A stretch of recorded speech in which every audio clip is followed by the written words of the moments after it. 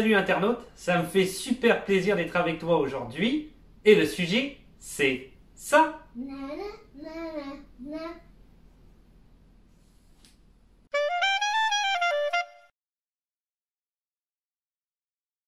Alors aujourd'hui, une petite vidéo sur le costume au cinéma. La place du costume au cinéma, c'est une place hyper importante en fait, évidemment, qui a commencé par le théâtre avant d'aller au cinéma, mais c'est très important. Donc cette vidéo, je vais d'abord te parler brièvement de l'histoire un petit peu du costume au cinéma et de sa place.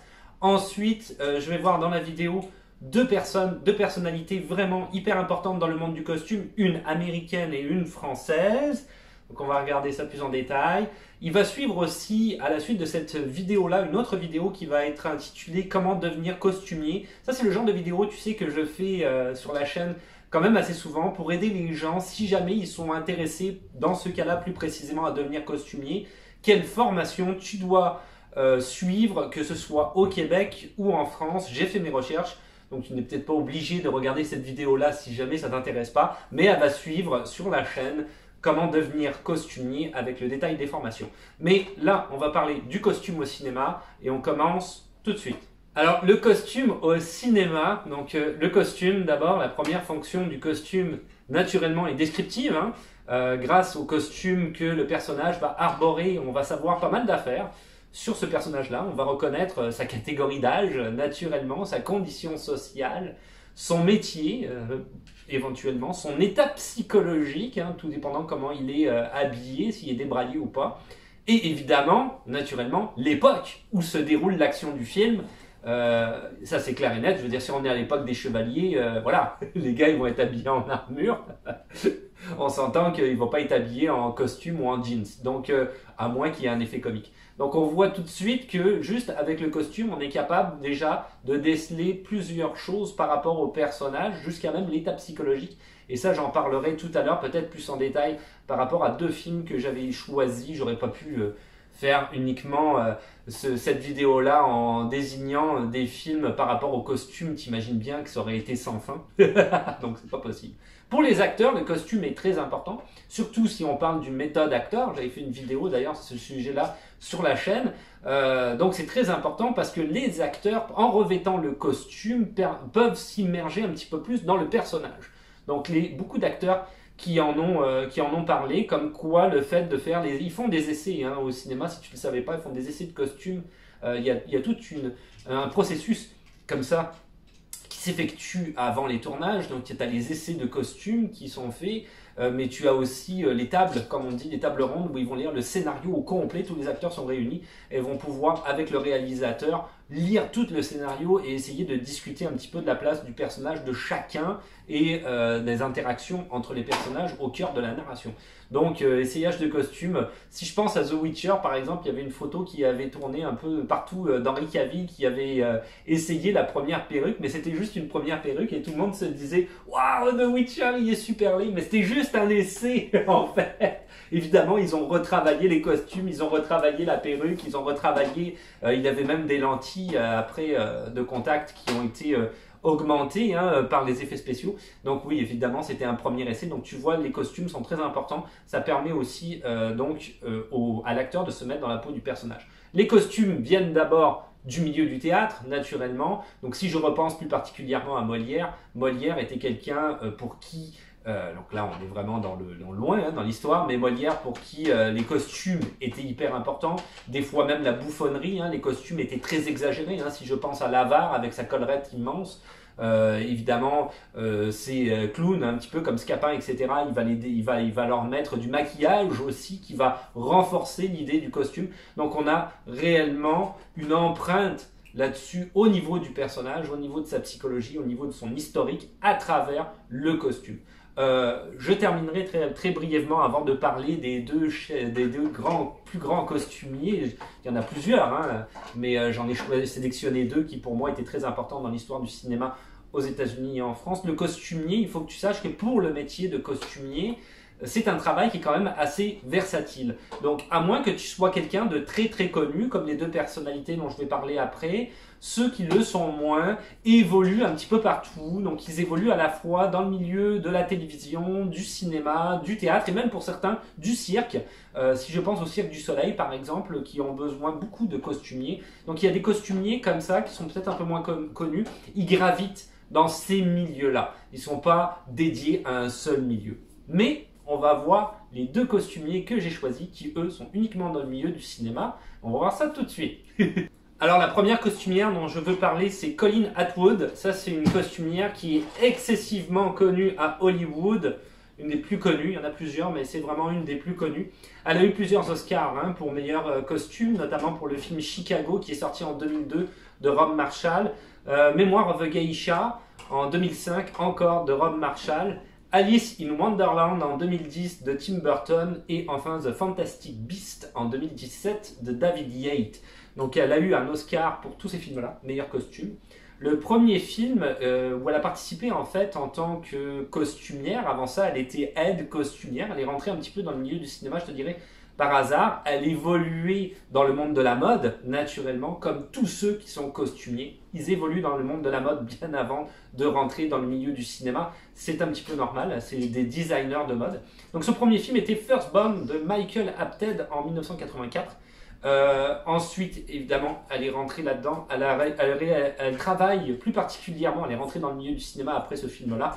Ça lui a ouvert les portes. Les gens qui sont dans le milieu ont vu que c'était quelqu'un d'excessivement créatif et ils ont voulu absolument l'employer. 3 réalisateurs avec qui elle travaille très souvent. Jonathan Demme, Rob Marshall, là tu l'as vu parce que juste dans les Oscars il y a 2 films de Rob Marshall, et Tim Burton. Alors Jonathan Demme, elle a notamment travaillé sur le fameux Silence of the Lamb, le Seigneur de Silence des Agneaux, je vais y arriver, 1991, avec Anthony Hopkins notamment, un très grand film naturellement. Bon, on voit aussi à la place des costumes là-dedans, notamment les agents du FBI et un petit peu la différenciation qu'il pourrait y avoir entre les agents du FBI. C'est Anthony Hopkins qui finit par s'enfuir à un moment donné, plus vers la fin du film. Philadelphia aussi, en 1993, avec Tom Hanks et Denzel Washington qui traitent du sujet du VIH, qui est un très très grand film aussi. Encore une fois, les costumes sont quand même très importants, il y a toute une histoire de procès là-dedans, donc on voit qu'il y a quand même une importance dans la place du costume. En 1900, surtout pour... elle voulait différencier un petit peu là-dedans dans Philadelphia la place de l'entreprise, du grand consortium des gars qui sont habillés en petits costumes cravate, etc., qui sont tout propres, tout nickel, qui pensent avoir le dessus sur Tom Hanks, et Tom Hanks qui lui évidemment qui est aussi un avocat me semble-t-il embauche Denzel Washington pour essayer de prouver son point, et lui effectivement est habillé peut-être de manière un petit peu plus différente pour avoir un contrepoint par rapport à ce consortium qui est soi-disant tout puissant. Donc on voit que quand même il y a une importance du costume dans ce film-là. En 1990, elle travaille sur le film qui s'appelle Joey Against the Volcano. C'était pas un film exceptionnel honnêtement, mais bon, avec Tom Hanks et Meg Ryan. Et en travaillant sur ce film-là, sur le tournage, elle rencontre une personne qui n'est autre que Tim Burton. Et à partir de là, Colleen Atwood a été la chef costumière dans tous les films de Tim Burton. Elle a commencé avec Edward Scissorhands en 1990, Edward aux mains d'argent, avec Johnny Depp et Meg Ryan, j'allais dire, Winona Ryder, pardon, qui est un classique du cinéma que si tu n'as pas vu, il faut absolument que tu vois. C'est un conte de fées postmoderne exceptionnel, très très bien fait, très bien monté, très bien réalisé, excessivement bien scénarisé et très bien joué. Donc c'est ça qui a ouvert un peu plus les portes, je te dirais, à la créativité grâce à Tim Burton. Et là, elle est devenue vraiment, en plus d'être déjà une chef costumière, elle est devenue une chef costumière incontournable. Alors, les costumes dans Edward Scissorhands, c'est le moins qu'on puisse dire, sont hyper importants. D'abord, il y a évidemment cette présentation de la petite banlieue, comme ça, légèrement conservatrice, proprette, avec des couleurs qui sont des couleurs très... tout est le vert du gazon, mais aussi le costume des madames qui va être rose, pimpant, flashant, etc. Et d'un autre côté, on a Edward Scissorhands qui, lui, est quasiment en noir et blanc. Réellement, même sa peau est blanche. et tout est noir et blanc. Donc on a réellement dans ce film-là, j'aime ça dire réellement, mais on a réellement dans ce film-là, je le redis, l'impact qu'il peut y avoir entre ces deux mondes, la collision qu'il peut y avoir entre ces deux mondes, et Edward qui va un petit peu arriver et modifier complètement la manière que les gens de voir dans cette espèce de confort qu'ils avaient de leur vie quotidienne qui est bouleversée. Et il y a réellement l'impact des costumes est hyper important dans la narration, le visuel est très important dans ce film-là. Donc, on ne pouvait pas passer à côté. Voilà, Colleen Atwood, si tu la connais pas, tu chercheras sur IMDb, tu vas voir que sa filmographie est gigantesque, c'est monumental la filmographie qu'elle a depuis le début des années 80, plus particulièrement 90. C'est une madame qui a un certain âge à l'heure actuelle, mais qui continue, et qui continue à faire des films, et qui continue à être présente dans le milieu du cinéma. Donc ça, c'était pour la partie américaine. Pour ce qu'il en est de la France, alors une des costumières les plus connues qu'il y a en France, d'après moi, qui a le plus d'impact en tout cas dans réellement la narration, le milieu du cinéma, etc., Dominique Borg. Donc Dominique Borg, elle est à la fois costumière et comédienne. Il faut savoir que sa mère, c'est Anne Béranger, qui est chanteuse, productrice, comédienne, danseuse. C'est-à-dire que sa mère, réellement, c'est elle qui le disait, Dominique Borg, ma mère m'a réellement appris à être versatile, qu'il fallait absolument que je sache que j'ai plusieurs cordes à mon arc si je voulais pouvoir réussir dans le milieu artistique et plus particulièrement au niveau du cinéma. Donc ça, c'est quand même aussi très intéressant. Au niveau du costume, c'est là où elle est la plus forte, je te dirais, par rapport à toutes ces cordes qu'elle a. Elle a reçu notamment 2 Césars dans sa carrière pour meilleur costume. Donc Camille Claudel en 1989, quand même un grand film, il faut dire ce qu'il est, c'est quand même un assez bon film, avec Gérard Depardieu et Isabelle Adjani qui parlent de Odin, le sculpteur, etc. Et Le Pacte des loups, donc, qui est un film plus historique, donc on voit la place du costume quand même très importante. Et Le Pacte des loups, en 2002, de Christophe Gans, qui réellement, pour moi, est un classique aussi du cinéma, un très grand film, un film français quand même, un film qui est tellement prenant au niveau de la narration, qui est très bien joué, très bien tourné. Il y a cette ambiance qui est donnée un petit peu comme ça, pesante, lourde, stressante même pour le spectateur, mais qui en même temps est quasi moderne tout en étant dans l'ancien temps, et ses costumes avec ces espèces de, je me souviens, de gros manteaux qui remontent comme ça jusqu'à la moitié du visage.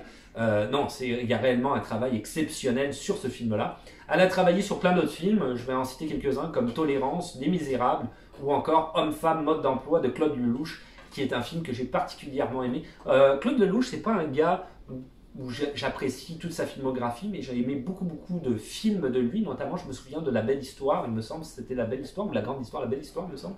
C'est une espèce comment dire, d'histoire moderne de Jésus avec Gérard Lanvin notamment. Mais Homme-Femme, Mode d'emploi était un film que j'avais beaucoup aimé avec Fabrice Lucchini et Bernard Tapie.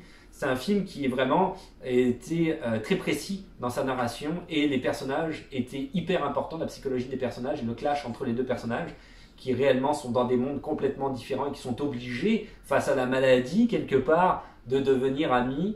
C'était très intéressant comment c'était fait, c'était vraiment particulier. Claude Lelouch, à savoir, si tu ne le sais pas, est un gars qui écrit pratiquement pas de scénario.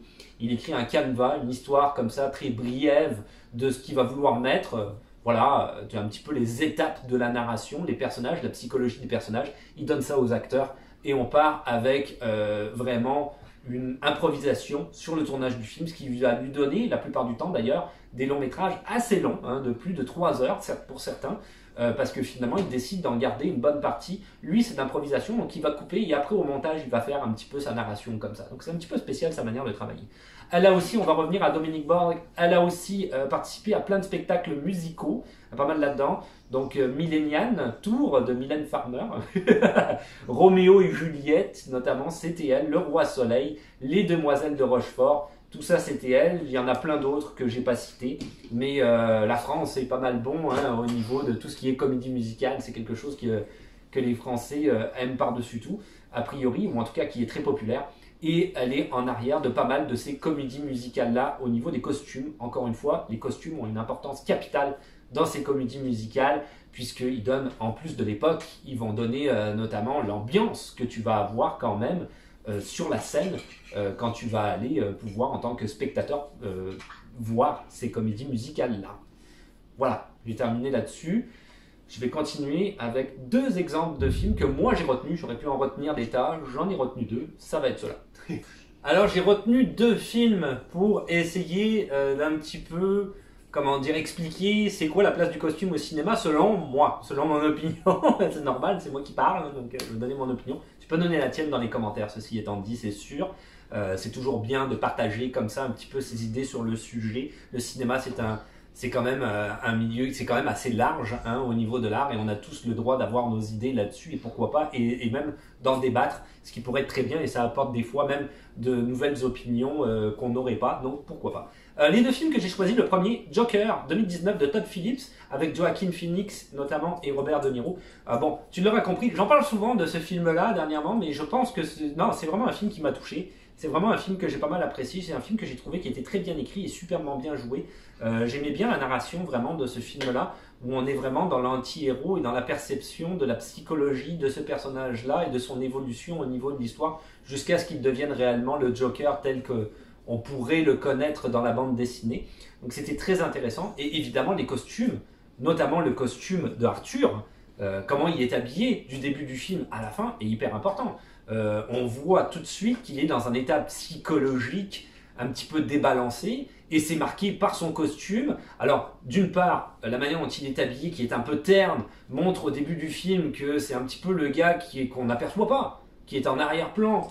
Personne porte attention à ce gars-là réellement et quand on y porte attention, c'est quelque part pour aller l'intimider, pour aller se foutre de sa gueule parce que c'est quelqu'un voilà, qu'on pense qui est un loser un peu, hein, c'est un petit peu ça l'idée, en arrière. Donc il est tout débraillé, il va avoir même un pantalon un petit peu trop court, il n'est pas nécessairement, voilà, il est insipide, jusqu'à l'évolution de son personnage à la fin, où là il a un costume coloré, avec le maquillage, les cheveux de couleur, etc. Où en fait il a compris qui il était réellement, il s'est forgé une personnalité au travers des différentes aventures que tu as pu voir dans le film, ou plutôt mes aventures, et à ce moment-là, ça l'a juste renforcé dans cette personnalité un petit peu psychopathe qu'il va développer, qui à la base était peut-être borderline, je te dirais, c'était à la limite, mais en fait, les événements et la manière dont lui les a vécus, dont lui les a perçus, va faire en sorte qu'il se transforme en Joker à la fin. Donc on a réellement, comme ça, ne serait-ce qu'à travers le costume, ne serait-ce qu'à travers ses vêtements, une progression du personnage qui est très importante, qui est très intéressant. Le deuxième film que j'ai choisi, c'est The Goodfellas en 1990 de Martin Scorsese, avec Robert De Niro, Ray Liotta, Joe Pesci notamment, Lorraine Bracco, Paul Sorvino, etc. Un grand classique du cinéma américain. Alors c'est certain que j'aurais pu parler de plein de films costumés, Ben-Hur ou quoi, hein. On est là-dedans. Mais non, j'ai décidé de choisir des films plus modernes parce que je trouvais que c'était plus subtil la place du costume là-dedans. Dans les films de Scorsese qui parlent de la mafia, alors on voit toujours les gars habillés, tu sais, en 31, sur leur 31, costume, costard-cravate, etc. Très important pour montrer que les gars de la mafia sont des gars qui sont sérieux dans ce qu'ils font, hein, c'est pas n'importe qui, mais qui en même temps peuvent être violents. Donc il y avait réellement cette idée-là en arrière du professionnel violent qui est assez intéressante. Dans ce film-là, ce que je trouvais très bien, c'est notamment le personnage de Ray Liotta, hein, qui est le personnage quand même principal du film. Lui, il y a réellement une évolution, pas nécessairement bien habillé. Au fur et à mesure, on va voir, si tu reprends par exemple la scène du plan séquence, où il est à son apogée, hein, le personnage, il rentre dans cette espèce de restaurant, où on va lui donner la place en avant, hein, une espèce de cabaret-restaurant, la place en avant, etc. Là, il est habillé, il est clean cut. Il y a un super costard, il est avec sa femme, il donne de l'argent un peu à tout le monde. J'en avais parlé de ce plan séquence-là, je pense, dans la vidéo justement sur le plan séquence. Donc là, on voit le personnage est vraiment à son apogée, contrairement jusqu'à la fin, ou à la fin du film, dans les dernières scènes, spoiler alert, j'espère que tu as vu le film, sinon on va le voir tout de suite et coupe la vidéo, mais ça devrait, c'est quand même un classique. Il fait sa sauce spaghetti, etc. Il est hyper paranoïaque, il est drogué et tout ça. Et là, il est tout débraillé. Il n'est plus du tout dans son petit costume qu'on peut voir dans le plan séquence, son petit, voilà, 31. Là, il n'est plus sur le 31. Non, non, non, non. Il est complètement débraillé, il est paranoïaque, il y a un hélicoptère, il regarde au-dessus de lui dans sa voiture. Les cheveux un peu n'importe comment. Il essaye d'aller vendre des flingues à De Niro, ça marche pas. Donc il y a tout. On voit réellement une progression du personnage et ça fonctionne même dans son habillement. C'est les deux films que je trouvais symptomatiques, que j'ai décidé de choisir par rapport à la progression, je te dirais, du costume dans la narration, comme quoi c'est un élément qui est hyper important vis-à-vis même de la psychologie du personnage et de sa place dans l'histoire. Après, c'est ça. Comme je te dis, j'aurais pu choisir plein de films, hein, les Monty Python ou autres, mais j'ai choisi ces deux films-là. Il y en a plein d'autres. C'était les miens. Et voilà, c'est tout pour aujourd'hui. Donc c'était la vidéo sur les costumes au cinéma. Comme je l'ai dit en début de vidéo, si tu es intéressé par la formation, il y a une vidéo qui va suivre ou qui est déjà même, je sais pas. je vais la monter, là je parle dans le passé peut-être, qui est donc déjà sur la chaîne comment devenir costumier pour la France et le Québec. Donc j'espère que cette vidéo-là t'aura intéressé naturellement. On va continuer la petite conclusion comme d'habitude. Donc si tu veux t'abonner, parce que c'est plus facile de savoir quand une nouvelle vidéo va sortir. Si tu veux laisser des questions, des commentaires ou des suggestions dans les commentaires. Tu peux laisser des suggestions de vidéos aussi, ça peut aider, hein, parce que finalement, moi je fais des vidéos parce que j'aime ça, mais si jamais tu as envie de voir quelque chose, ben pourquoi pas, je pourrais traiter le sujet et en même temps, moi ça va m'intéresser de faire des recherches sur ce sujet-là, surtout si je ne le connais pas, même si je le connais, des fois on en apprend toujours davantage. Après, oui, le podcast, comme d'habitude, je le répète tout le temps, je vais mettre le lien du podcast toujours dans la description. Si tu es intéressé à m'entendre parler de cinéma pendant des heures, tu peux aller sur le podcast.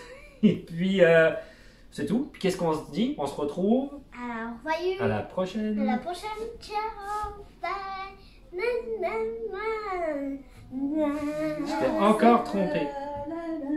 Je t'ai encore trompé.